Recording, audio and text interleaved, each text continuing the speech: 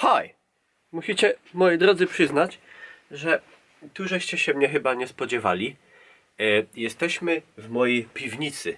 Tą piwnicę już widzieliście nieraz wcześniej. Myślałem, że ktoś włazi. Ale piwnica jest, moi drodzy, idealna do vlogowania, bo jest tak. Nikt nie przeszkadza. Jest cicho. I jest super światło, bo tutaj wkręciłem żarówkę. Może wam to pokażę jakoś. Wkręciłem tutaj żarówkę, którą pierwotnie miałem w softboxie. Także światło tutaj jest lepsze niż u mnie w mieszkaniu do vlogowania. I słuchajcie, wykorzystując element zaskoczenia, mam nadzieję, żeście są cali w szoku. Oczywiście wiadomo, sub i dzwoneczek. Nie umiem tego ustawić teraz. Kurde, no tak nie. Dobra, o. I słuchajcie, i pogadamy sobie dzisiaj, w ogóle ostatni vlog, ten o antyszczepionkowcach, w zasadzie to o epidemii odry i o antyszczepionkowcach. Tam miał naprawdę dużo, bardzo krzywo będę, teraz to widzę, miał naprawdę dużo komentarzy, tam koło 90 komentarzy. No nie nasztaluję tego, no. O, koło 90 komentarzy. Większość takich spoko, takich racjonalnych i w ogóle fajnych. Pojawiły się też takie, no, antyszczepionkowe, to czego się w zasadzie spodziewałem. Na przykład jeden pan sugerował mi, że usuwam, na tym kanale są na 100% usuwane komentarze i kto mi każe. No oczywiście rząd światowy, międzynarodowa masoneria, jaszczury z kosmosu, te tematy. Cóż, nie będę go wyprowadzał z błędu. Dema. Moi drodzy, tak właśnie ktoś zasugerował, nie, akurat na ten temat to chyba sam wpadłem, że dema. Co się stało z demami? Że teraz dem już praktycznie nie ma. Częściej one się pojawiają na przykład na PSN-ie, na PlayStation 4 niż na PC-cie, ale generalnie epoka dem skończyła się już jakieś dobre, nie wiem, no parę lat temu. 6 lat już zaczęło tych dem być coraz mniej, a teraz się na PC-cie straciły prawie w ogóle. I z czego to według mnie wynika? Jakie są tego skutki? Na pewno to wynika z tego, że dema były fajne oczywiście do nas, do graczy, bo my mogliśmy sobie przed zakupieniem jakiejś gry, nie wiedząc, czy ona na pewno będzie fajna, czy będzie spełniała nasze wymagania, czy po prostu warto, jak to wygląda i z czym to się je. Czym to się je? No wiecie o co chodzi.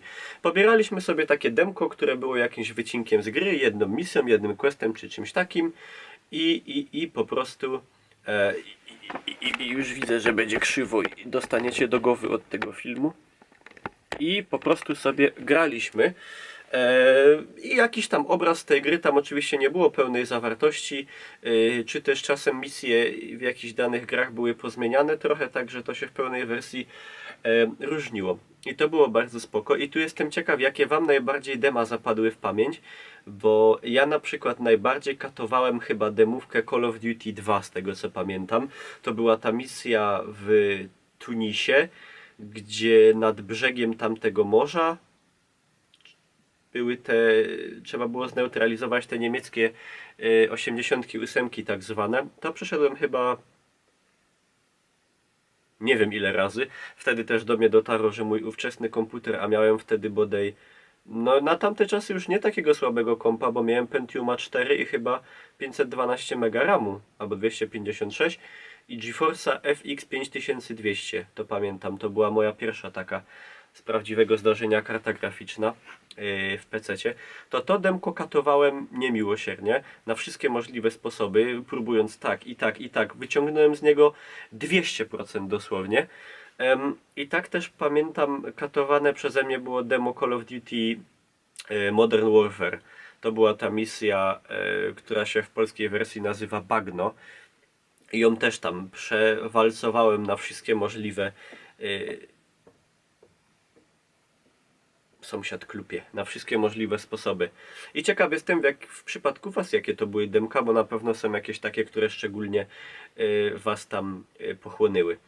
No i to było właśnie fajne, ale to było fajne z perspektywy naszej, a z perspektywy twórcy już niekoniecznie, bo tak samo jak demo mogło zachęcić do kupna gry, na przykład kogoś, kto nie był jeszcze zdecydowany, albo kogoś, kto na przykład, no bo jeżeli ktoś oczekuje jakiegoś konkretnego tytułu z jakiejś konkretnej serii na przykład, to on wie, czego się mniej więcej spodziewać, a sytuacja może być też taka, kiedy na przykład, tutaj włos jakiś, kiedy na przykład ktoś kompletnie nie interesuje się jakąś serią, jakimś tytułem i po tym demie po prostu się zainteresował, kupił pełną wersję, potem często stał się fanem danej gry.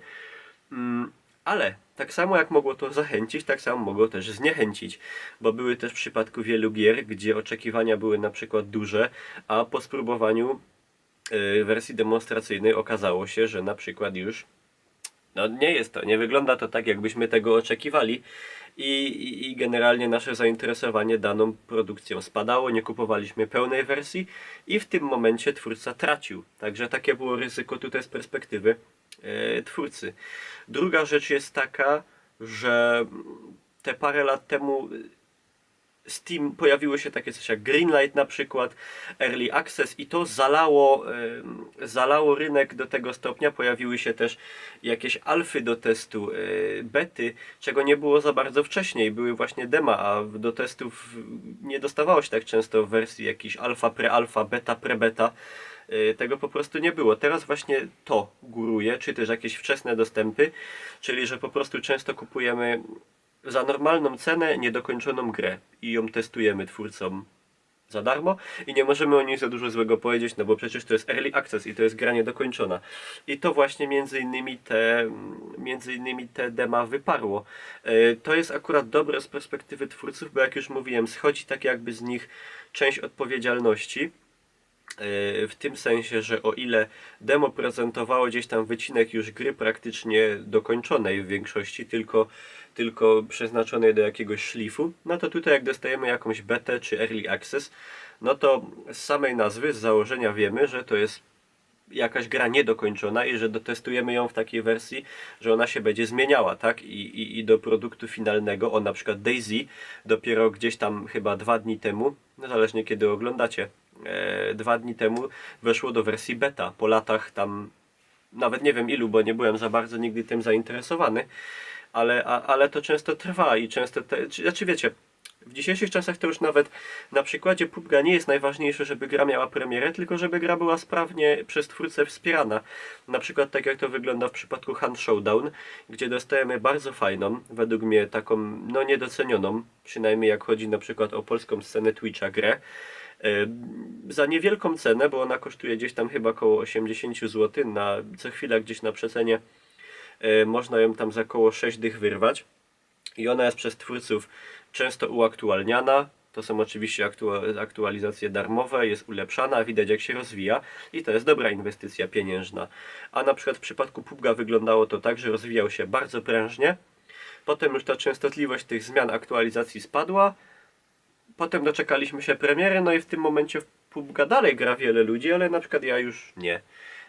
I gdzieś tam przez to też, no głównie przez to, że częstotliwość tych zmian, tych aktualizacji spadła, nic tam nowego się nie zaczęło dziać w porównaniu do na przykład waszej ulubionej gry Fortnite, która, czy ją ktoś lubi, czy nie, to trzeba stwierdzić jednak, że jeżeli chodzi o darmowe gry i w ogóle gry z gatunku Battle Royale, czy w ogóle shootery tylko przeznaczone do gry wieloosobowej według mnie jest takim wzorem, jeżeli chodzi o rozwój gry i wprowadzanie aktualizacji, bo tam naprawdę jest to robione często, z pomysłem.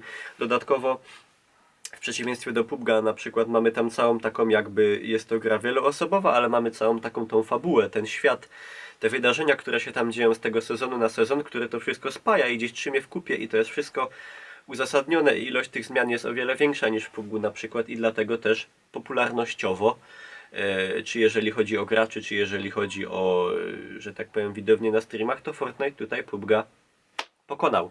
I wątpię, że się coś w tej materii odmieni. Myślę, że do PUBG'a przynajmniej to gdzieś się ta gdzieś się to odmieni, jak wyjdzie ta nowa zimowa mapa, która nie wiem na kiedy tam jest przeznaczona. Ale odpłynęliśmy od głównego tematu dem. Także ja myślę, że te główne rzeczy, właśnie dwie, o tym zadecydowały, że dema, o ile były fajne do graczy, to wcale nie były takie fajne do twórców i właśnie, że pojawiły się takie jakby alternatywy, które całkowicie dema wyeliminowały, czyli te wszystkie pierw Greenlight, Early Access, bety, zamknięte bety, otwarte bety, alfy, pre-alfy i po prostu tych opcji testowania gier jest o wiele więcej niż wcześniej. Aczkolwiek nie jest to zawsze jakby...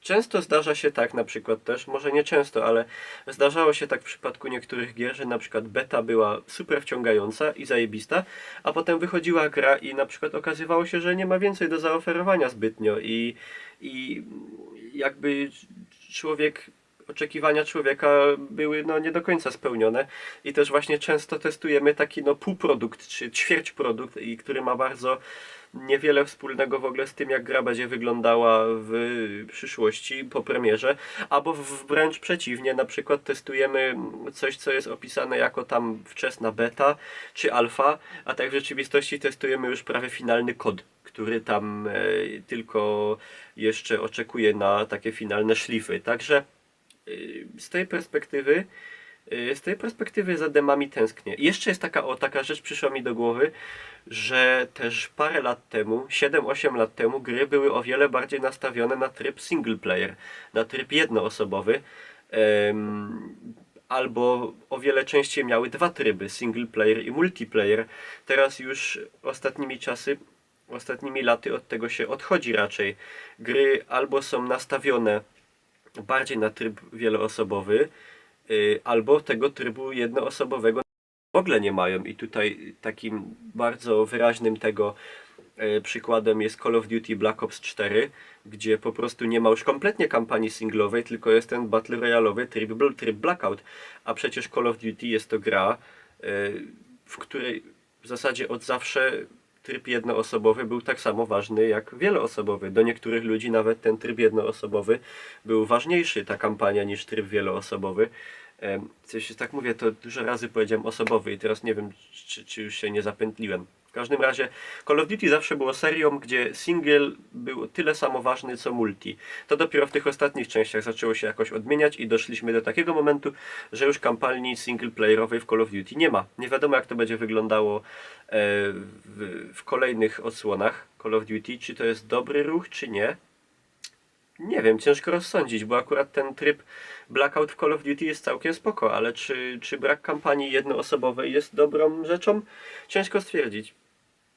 I dlatego też właśnie mi się wydaje, że między innymi przez to po prostu no, nie ma dem, bo jest coraz mniej gier singleplayerowych. No, demo multiplayer to wiecie, to właśnie od tego częściej mamy jakieś bety czy wczesne dostępy. I to wszystko jakieś te dema z rynku wyparło. Albo, co ciekawe, jak w zasadzie normalną rzeczą było jeszcze parę lat temu, że demo gry, jeżeli się już pojawiało, to było raczej przed premierą. I potem się zaczęły dziać takie dziwne rzeczy, znaczy w moim odczuciu dziwne, że na przykład dema teraz jak się pojawiają, to już długo po premierze gry. Żeby przyciągnąć tych ludzi, którzy jeszcze nie są tam do niej przekonani, nie są na nią zdecydowani. No, mi się to jakoś tak trochę, jak to mówił Mariusz Mix-Kolanko, to się nie dodaje. Bo jednak demo, tak mi się to jakoś ściśle łączy, że było szansą, przetestowania gry przed premierą. Żeby ją potem na premierę albo kupić, albo nie. Albo kupić na premierę, albo poczekać na przykład jak stanie już po premierze, bo nie jest aż taka super. No także tak dema skończyły i to już się raczej nie odwróci. Czy to jest dobrze, czy to jest źle? Takie czasy, moi drodzy, takie czasy. Nie jest to specjalnie może uciążliwe, aczkolwiek w przypadku jeszcze dalej tych gier, które się skupiają, jakichś gier RPG na przykład, gier RPG, tutaj Fallout tak mi się nasuwa. O Falloutie tym nowym można by było w ogóle nagrać osobny film. Czego ja nie będę robił, bo ja nie jestem fanem Fallouta, ani nigdy w niego nie grałem, a 76 Fallout, no to co, moją uwagę przyciągnął na 30 minut, po czym zasnąłem, ale to już byłem zmęczony, to też może tego wina. W każdym razie takie czasy. Dema były, Amba Fatima, było demo, anima. I tyle, moi drodzy, dziękuję. To tyle z mojej strony vloga piwniczego. Zapraszam Was do jakiegoś komentowania waszego właśnie a propos tych dem, jakie najbardziej waszą uwagę przyciągnęły, może jakie gry dzięki demówkom kupiliście, albo jakich gier, jakich klap uniknęliście dzięki temu, że przetestowaliście wersję demo. I generalnie dziękuję za uwagę.